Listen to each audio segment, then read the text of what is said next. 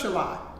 So I would go to church and I would sit in there, and while the minister was talking, I'd be looking around at the stained glass windows because I like the way that the light shined through the windows. All these colors, the deep blues and the greens and the yellows and the reds were really just brilliant when the sun was shining really, really bright.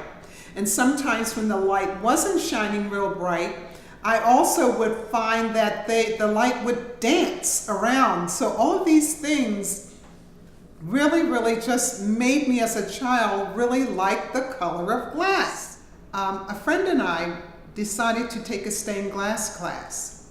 And when I walked through the door and I saw all the different colors of the glass, I just knew that this was what I wanted to do.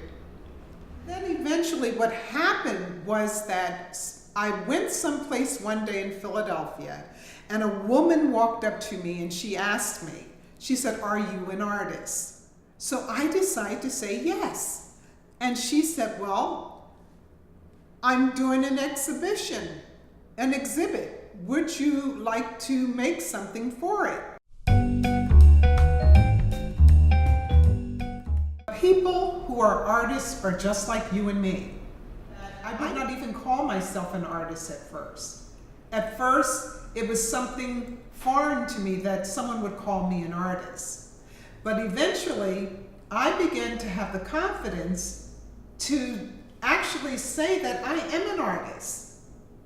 So if you want to consider yourself as an artist, what you have to do is to begin to work and to draw and to build, whatever that might be.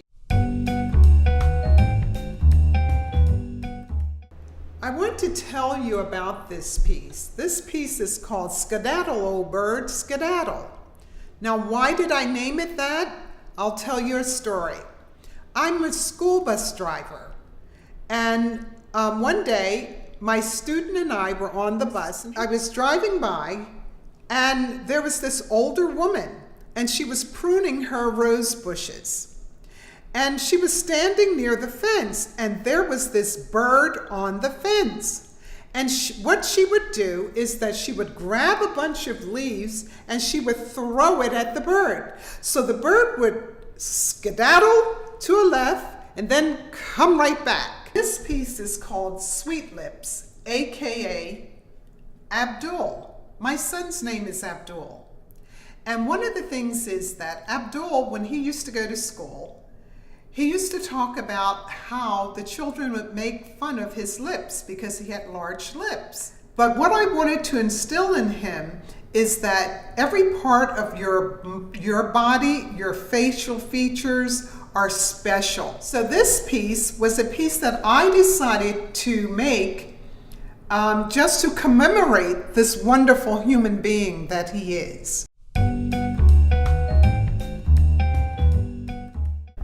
One of the things why I decided that I wanted to talk to you about African American artists, I thought that this message is really important to get to you.